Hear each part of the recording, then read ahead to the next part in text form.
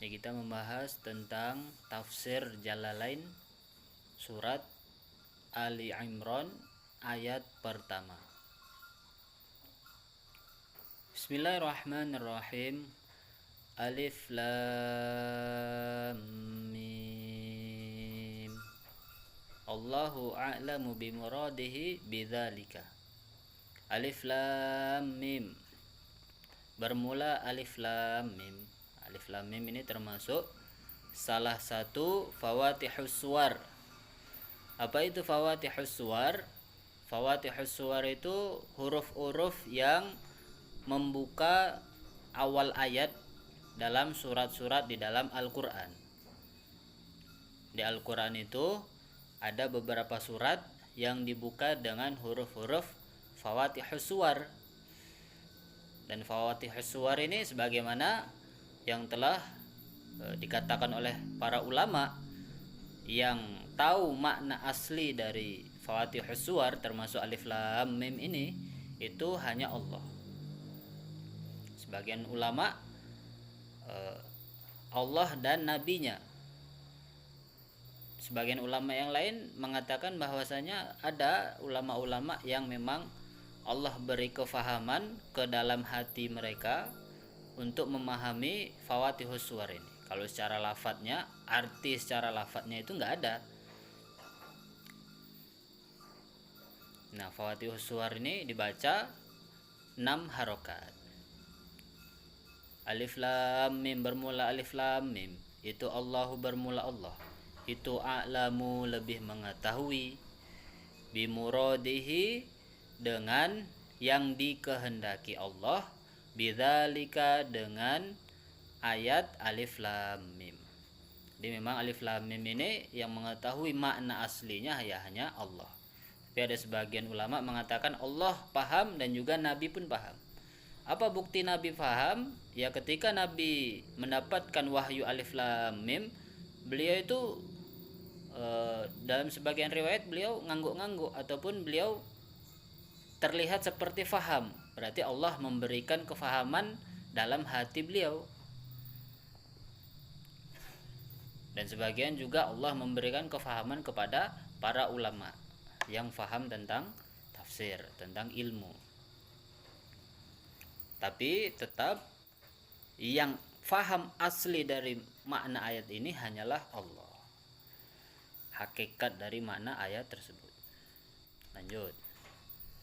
Allahu la ilaha illa huwal hayyul qayyum. Allahu bermula Allah. Itu la ilaha, tidak ada Tuhan itu maujud.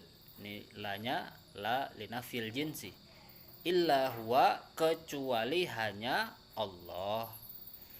Al-hayyu yang maha hidup. Jadi sifatnya huwa. Al-qayyumu yang maha tegak. Jadi Allah itu tidak ada Tuhan yang berhak disembah kecuali hanya Allah saja. Jadi di sini adalah la linafil jinsi, la ilaha itu meniadakan semua jenis Tuhan yang dianggap Tuhan oleh manusia, baik itu dari non muslim ataupun orang-orang kafir yang menyembah selain Allah, itu dinafikan dengan la ilaha. Semuanya tidak ada. Tidak ada Tuhan, sama sekali tidak ada. Kemudian ditambahi dengan illa. Nah, ini termasuk adatul hasyar, meringkas.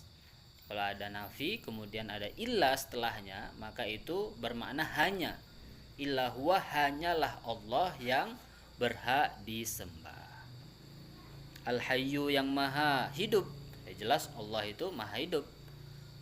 Tidak mungkin ada Tuhan, atau tidak mungkin Tuhan itu tidak memiliki sifat al-hayyu, maha hidup. Al-qayyumu yang maha tegak. Tegak tanpa bantuan apapun, tanpa bantuan siapapun. Tegak dengan dirinya sendiri, dengan zatnya sendiri. Maka kalau misalnya kita melihat orang-orang non muslim, orang-orang yang tidak beriman kepada Allah, tidak menyembah Allah, tidak mengakui Allah sebagai Tuhannya, nah ini ya itulah namanya dunia. Allah menjadikan dunia ini sebagai tempat ujian. Ada yang lulus, ada yang enggak. Ya namanya juga ujian. Sebagaimana kalau orang sekolah itu ya ada yang lulus, ada yang gagal. Kalau yang lulus ya naik kelas, bisa lulus. Kalau nggak lulus ya tinggal kelas. Kalau ujiannya Allah ya, kalau orang lulus bisa menyembah Allah, bisa beriman kepada Allah, lulus dia masuk surganya Allah selama-lamanya.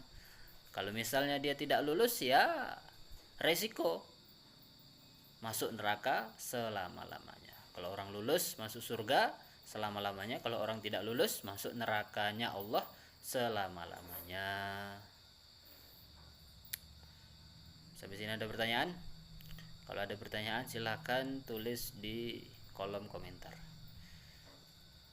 Assalamualaikum warahmatullahi wabarakatuh.